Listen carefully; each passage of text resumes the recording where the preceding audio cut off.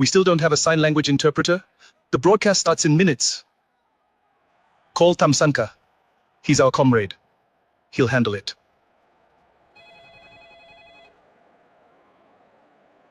December 2013, the world gathered at FNB Stadium in Johannesburg to honor Nelson Mandela at his memorial service. It was a moment of global unity, attended by presidents, royalty, and thousands of ordinary citizens. The event was meant to celebrate Mandela's life and legacy, symbolizing South Africa's progress since the end of apartheid. However, an unexpected controversy soon overshadowed the ceremony. Standing beside the podium was a man introduced as the official sign language interpreter. His name was Tamsanka Jantji. Dressed in a dark suit and wearing an official badge, he appeared professional to hearing viewers. But members of the deaf community quickly realized something was wrong. His hand gestures were repetitive, meaningless, and did not correspond to any recognized sign language. Within hours, deaf organizations in South Africa and around the world began raising concerns. Experts confirmed that his signing was essentially gibberish. For deaf viewers, it was as though a translator at an international event had spoken nonsense words instead of real language. The community felt excluded from one of the most important national events in South African history. Mandela, a symbol of equality and human rights, was being honored at a memorial that had effectively shut out deaf citizens. As the story spread, the global media picked it up. Videos of the interpreter circulated online, and the incident quickly became a source of international ridicule. What was meant to be a solemn, dignified tribute to Mandela became partly remembered for the fake interpreter standing behind world leaders. As is often the case with a big event, they had a sign language interpreter on hand to translate for the hearing impaired. And the only problem was the movements the guy who was translating was making with his hands made no sense. Even if you don't know sign language, if you watch this, you can tell he only has like 3 or 4 moves that he repeats over and over here. Okay, that's him. And you see, he looks like a backup dancer for a singer we cannot see or hear.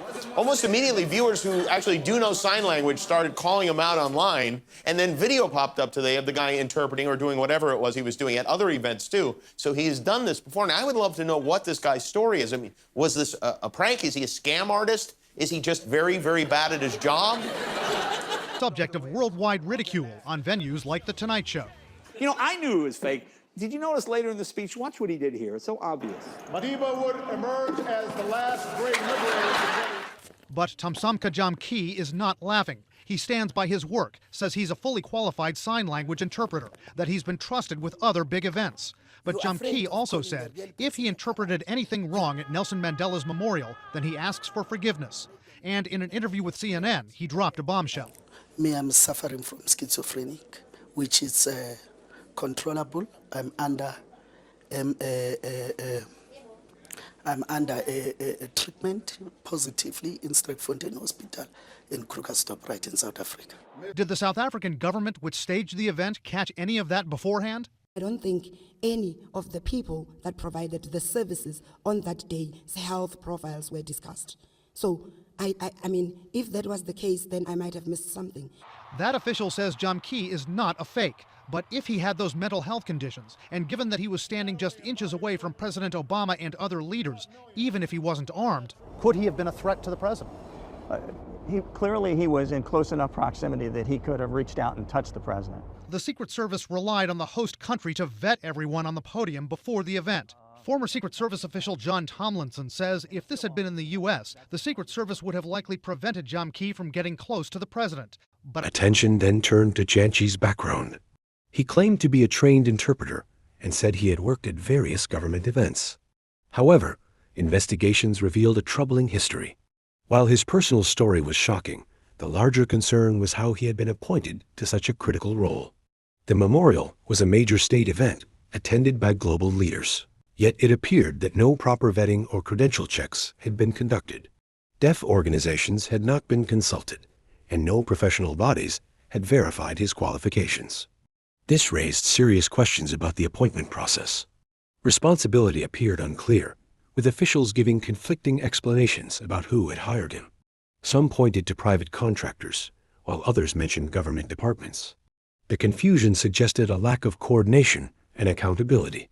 Critics argued that the problem was not just the interpreter himself, but the system that allowed such an appointment to happen.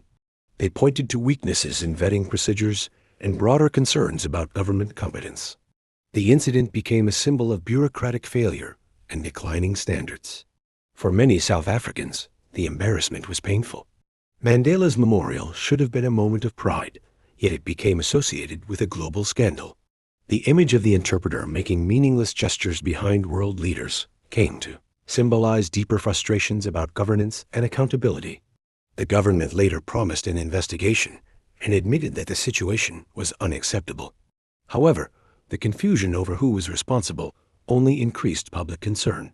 The incident highlighted the need for proper professional standards, thorough vetting, and clear lines of accountability. In the end, the controversy served as a lesson.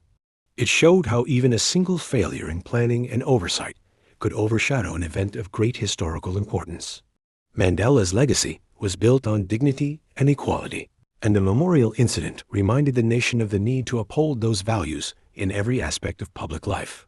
The phrase "South Africa is a movie" emerged as a way to describe the surreal nature of the event. The same country that produced Nelson Mandela also produced a moment so strange and embarrassing that it seemed fictional. The interpreter controversy became a symbol of the country's dramatic, complex, and sometimes contradictory reality. Ultimately, the story was not just about one man on a stage. It was about systems, decisions, and the importance of competence and accountability in public life. The incident showed that even during moments of national unity, failures behind the scenes could have global consequences.